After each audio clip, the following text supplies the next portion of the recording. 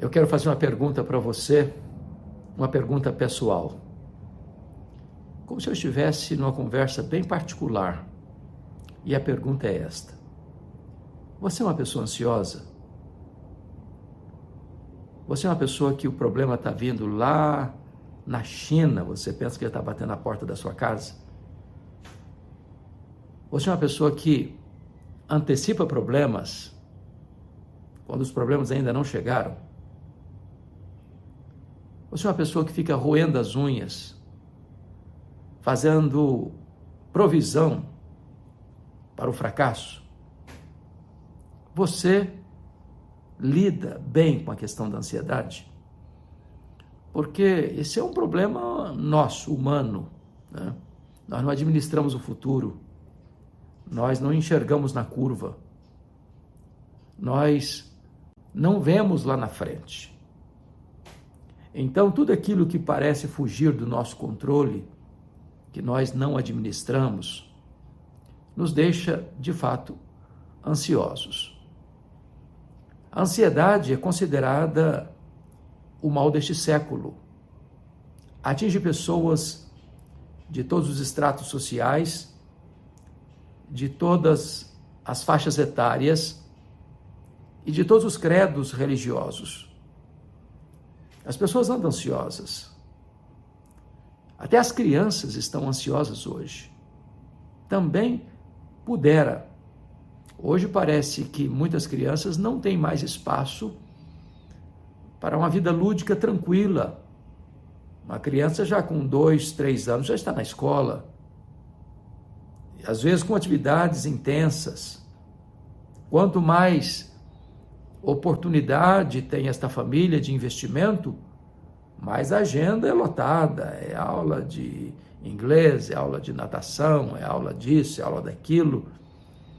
E as crianças estão, às vezes, estressadas. Eu nunca me esqueço, certa feita eu cheguei na igreja mais cedo e vi uma criança brincando, tranquila, parece, sozinha. E eu me aproximei e brinquei com ela e disse: filha, que vidona, hein? E ela retrucou em tom áspero: o senhor é que pensa. As crianças estão ansiosas. As crianças também estão com os nervos à flor da pele. As pessoas estão ansiosas pela vida do amanhã. O que vai acontecer? O que vai ser do amanhã? E se eu ficar doente? E se eu ficar sozinho? E se eu não tiver dinheiro para cuidar de mim na minha velhice? O que vai ser da minha vida, dos meus filhos, da minha descendência? Onde eu vou morar? Com quem vou me casar? Onde eu vou trabalhar? Será que eu vou ter sustento necessário? São perguntas que os homens estão fazendo todos os dias, todas as horas. Como é que você lida com isso? Como é que você trata com isso? O apóstolo Paulo, quando escreveu sua carta aos Filipenses, ele lida com esse assunto. Ele fala daquelas coisas que podem roubar nossa alegria, tirar nossa paz, tirar nosso equilíbrio emocional. E a primeira coisa que ele menciona no capítulo 1 são as circunstâncias da vida. Temos circunstâncias difíceis. A vida, na rápida corrida do berço à sepultura, ela começa com você chorando. E ela caminha pela vida com as lágrimas rolando no rosto. E via de regra, nós nos despedimos deste mundo com choro. As circunstâncias, às vezes, conspiram contra nós. Planejamos uma coisa, acontece outra. Entramos para uma viagem achando que vai tudo transcorrer em perfeita paz e vem um acidente. Você faz provisão para a saúde e fica doente. Você entra numa relação esperando companheirismo e encontra hostilidade. E quantas pessoas que lidam com circunstâncias tão difíceis. E essas circunstâncias carrancudas, que conspiram contra a nossa paz podem nos deixar ansiosos, muito ansiosos. Paulo, no capítulo 2 de Filipenses, vai tratar da questão dos relacionamentos. E talvez você sofre mais por causa de gente do que por causa de coisas. As pessoas nos tiram a alegria mais do que as circunstâncias. As pessoas nos decepcionam e nós decepcionamos as pessoas. Nós não viemos de uma família perfeita, nós não somos uma pessoa perfeita, nós não constituímos uma família perfeita. E a família pode se tornar um polo de tensão na vida, de estresse, de ansiedade. Quantas mágoas não tratadas, quantas feridas não curadas, quantas dores não consoladas, quantos relacionamentos estressantes e estressados que jamais foram pacificados. As pessoas podem nos deixar muito ansiosos, né? Mas Paulo menciona no capítulo 3 uma outra razão que pode ser uma produtora de ansiedade, que é a preocupação com as coisas materiais. O apóstolo chega a dizer que há algumas pessoas que só pensam nas coisas materiais. Não por aquilo que elas têm ou deixam de ter. Porque a ansiedade não tem a ver com quanto de dinheiro você tem nas mãos, mas o quanto de insegurança você tem no coração. Talvez as pessoas mais ansiosas com dinheiro são as mais ricas. É o medo de perder o que tem, ou o medo de pessoas se aproximarem com outras intenções. E Paulo lida com isso, dizendo que algumas pessoas passam pela vida e fazendo do dinheiro o seu ídolo, o seu Deus. E o dinheiro é um bom servo, mas um péssimo patrão. Quando você usa o dinheiro, ele é uma bênção, mas quando você é usado pelo dinheiro, você se torna uma pessoa avarenta e despótica. Como é que você lida com isso? Já no capítulo 4, o apóstolo Paulo vai tratar mais especificamente do assunto da ansiedade e vai dizer assim: não andeis ansiosos de coisa alguma. Ele não está dizendo não andeis ansiosos de alguma coisa, mas de coisa alguma. E talvez você diga, mas será que isso é possível? Será que alguém possa passar pela vida sem ser tomado, dominado pela ansiedade? Porque a palavra ansiedade, na língua grega, significa estrangulamento. É apertar o pescoço. É tirar o oxigênio. É sufocar.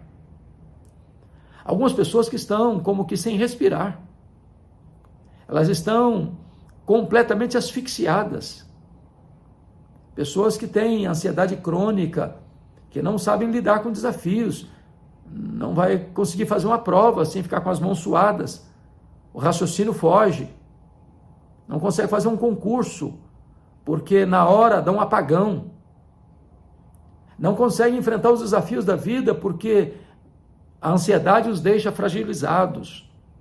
Como é que se lida com isso? O apóstolo Paulo diz: não andeis ansiosos de coisa alguma. Em tudo, porém, sejam conhecidas diante de Deus as vossas petições pela oração e pela súplica com ações de graças. E Paulo está nos oferecendo aqui um remédio, uma solução para esse problema da ansiedade. E que remédio é esse? E que solução é essa? Paulo diz que nós vencemos a ansiedade quando nós aprendemos a orar corretamente. Ele usa aqui 3 palavras: oração, petição e súplica e ações de graças. A palavra oração aqui é a mesma para adoração. E há uma diferença entre você adorar a Deus e você dar graças a Deus. Você adora a Deus por quem Deus é e você dá graças a Deus pelo que Deus faz. Então, imagine que agora eu vou fazer uma oração de adoração, mas eu preciso saber então, primeiramente, quem Deus é, porque se adorar é você proclamar as virtudes de Deus, você adora a Deus por quem Deus é. Quais são os atributos de Deus? E diríamos que Deus é autoexistente, que Deus é infinito, que Deus é imenso, que Deus é eterno, que Deus é imutável, que Deus é onipotente, é onipresente, é onisciente, é transcendente, é soberano, que Deus é justo, é santo, é verdadeiro, misericordioso, perdoador. Então imagine que eu vou fazer uma oração de adoração para resolver o problema da minha ansiedade. Eu chego para Deus e digo: Deus, eu quero te adorar, porque tu és o único Deus vivo e verdadeiro. O Deus autoexistente, imenso, infinito, eterno, onipotente, onipresente, onisciente, transcendente, soberano, bondoso, misericordioso, justo e compassivo, santo, rico em misericórdia e grande em perdoar. Eu quero te adorar porque tu és a minha alegria, a minha paz, a minha justiça, a minha herança, o meu refúgio, a minha fortaleza, o meu Criador, o meu sustentador, o meu provedor, o meu redentor, o meu consolador. Tu és a razão da minha vida. Eu quero te adorar em nome de Jesus. Amém. Aí você termina essa oração e diz assim: mas eu estou tão ansioso. Ora, não dá mais para você fazer essa oração e ao mesmo tempo dizer que está ansioso, porque ou você retira a oração ou retira a ansiedade. Sabe por que nós ficamos ansiosos? É porque nós não conhecemos quão grande é o nosso Deus, quão poderoso é o nosso Deus, quanto pode o nosso Deus. Ele é o Criador do universo, Ele é o sustentador da vida, Ele tem as rédeas da nossa existência nas suas mãos. Ele move os céus e a terra, Ele levanta reinos, Ele abate reinos, Ele levanta reis, Ele tira reis do poder, Ele dá a vida, Ele tira a vida. Ele é o Deus da provisão, Ele é o Deus da consolação, Ele é o Deus da salvação. Quando nós passamos a conhecer a Deus, a amar a Deus, a servir a Deus, a reconhecer quem Deus é, então a ansiedade não terá mais domínio, governo sobre a nossa vida. Mas Paulo diz ainda que você vence a ansiedade quando você coloca diante desse Deus, que é seu Pai, as suas necessidades, suas lutas, suas angústias, seus temores. Porque se nós que somos maus sabemos dar boas dádivas aos nossos filhos, quanto mais o nosso Pai Celeste dará coisas boas àqueles que nele esperam. Ele é o provedor, Ele conhece cada uma das nossas necessidades, Ele supre as nossas necessidades. Ele é o Deus que vela por nós, que escala bondade e misericórdia para nos seguir todos os dias da nossa vida.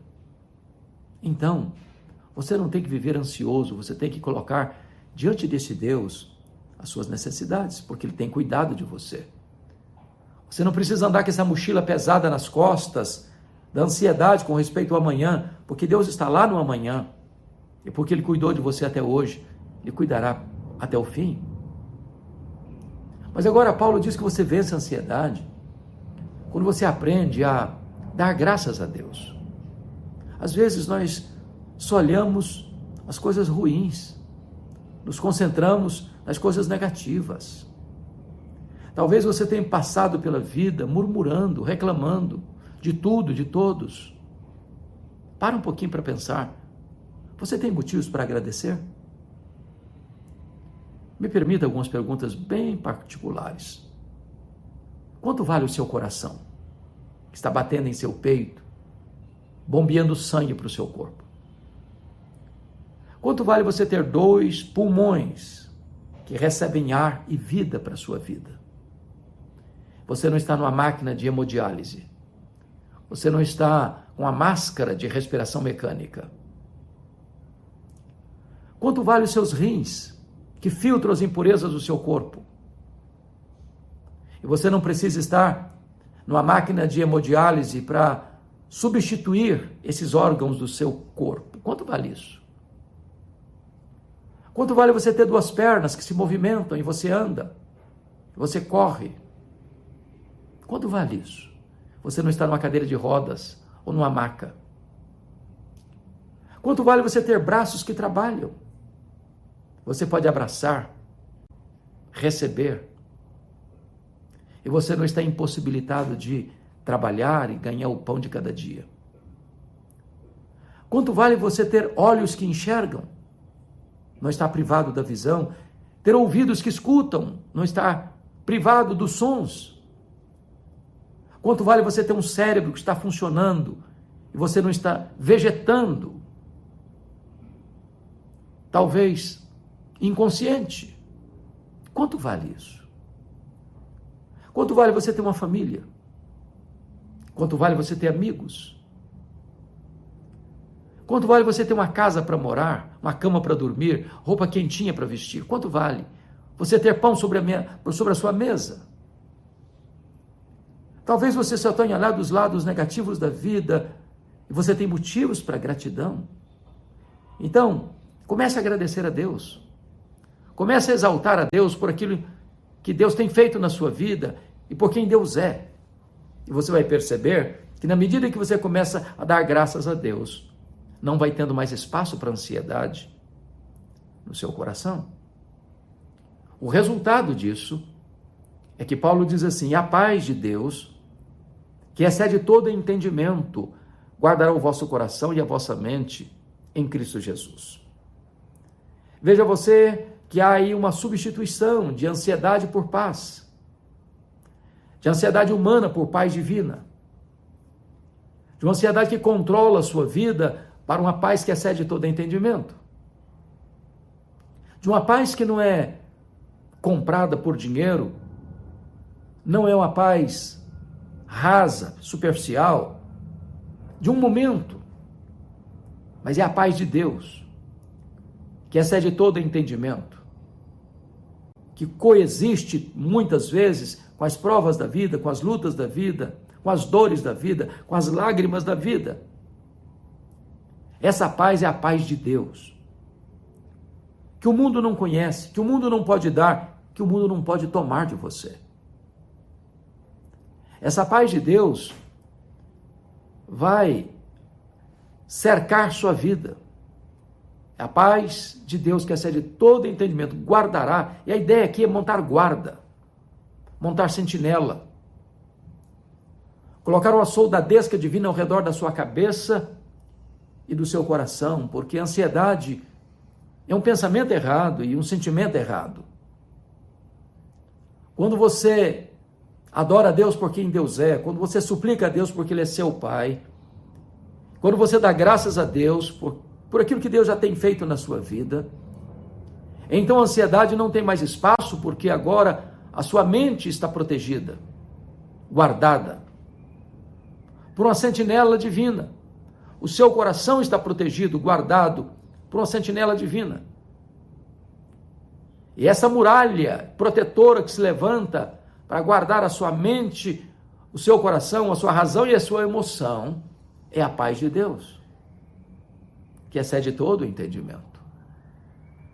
Essa paz coexiste com a dor, com a lágrima. Não é ausência de problema, não é paz de cemitério. É a paz que lhe dá forças para prosseguir, ainda que a estrada esteja juncada de espinhos, para navegar, ainda que os mares sejam revoltos. É aquela paz que está com você nos dias de celebração, também nos dias amargos de dor. É aquela paz que está com você quando você diz bem-vindo, quando você diz até logo. Esta é a paz que hoje pode tomar conta da sua mente e do seu coração.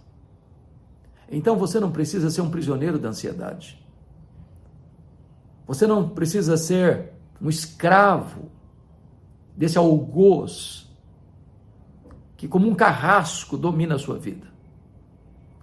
Agora é você se livrar dessa ansiedade, dessa mochila pesada, e lançar aos pés do Senhor Jesus toda a sua ansiedade, porque Ele tem cuidado de você.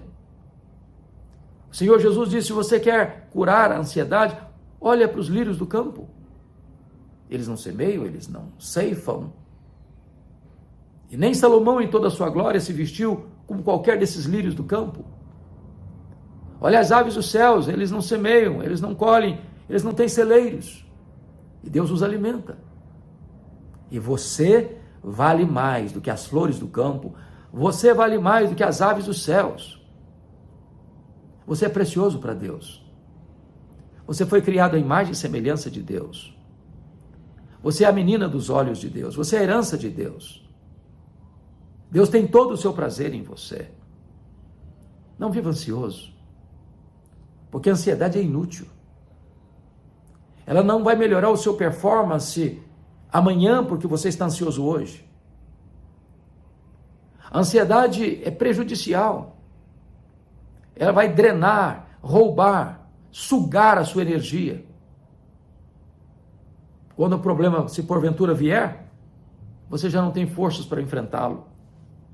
Mas 70% dos assuntos que nos deixam ansiosos e nós sofremos por eles, nunca vão acontecer. Sofremos desnecessariamente. A ansiedade é um sintoma de incredulidade. Jesus disse, os gentios que não conhecem a Deus é que se preocupam com todas essas coisas, que comeremos, que beberemos, com que nos vestiremos. Aos seus amados, Deus os dá enquanto dormem.